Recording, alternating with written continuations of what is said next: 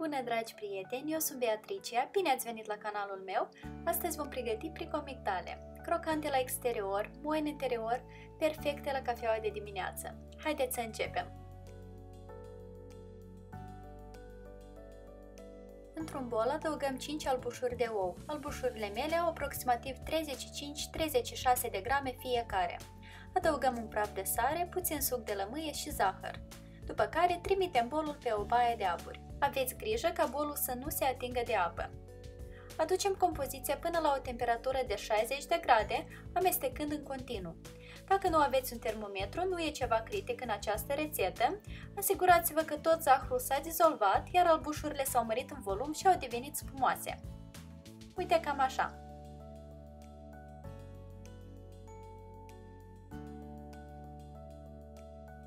Luăm bolul de pe baia de aburi, iar în continuare putem adăuga ingredientele uscate.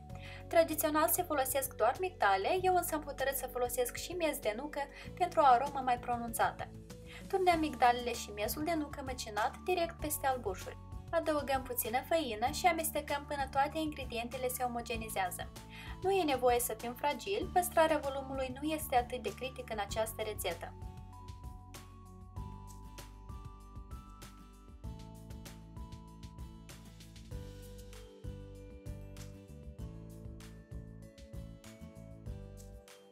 La final adăugăm puțin extract sau esență de migdale și amestecăm din nou cât să-l incorporăm. Platul este gata, însă dacă ar fi să formăm pricomigdalele acum și să le dăm la cuptor, ele s-ar extinde și ar deveni destul de plate. De aceea, pentru ca platul să capete o consistență ceva mai solidă, îl vom da la frigider timp de 2 ore. În așa fel, el se va răci bine și vom obține consistența necesară.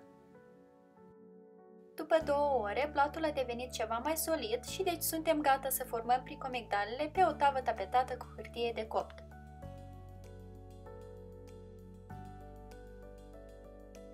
Puteți forma pricomigdalele cu ajutorul unei linguri, eu însă am folosit un poș de patiserie la care am atașat un tui rotund. În așa fel, pricomigdalele vor avea un aspect mai uniform. Așezăm pricomigdalele lăsând aproximativ 2-3 cm distanță una față de cealaltă pentru a permite circularea aerului la cuptor. Fiecare pricomigdală are aproximativ 3-4 cm în diametru. Pentru a elimina vârfurile care s-au format, voi muia un deget în apă și ginga își voi netezi suprafața.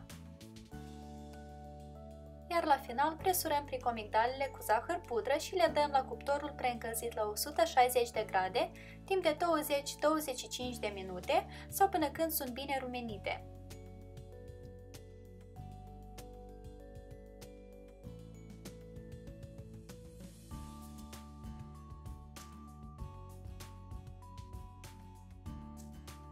Pricomigdalele sunt gata, s-au rumenit foarte frumos, în total din această rețetă am obținut 40 de bucăți.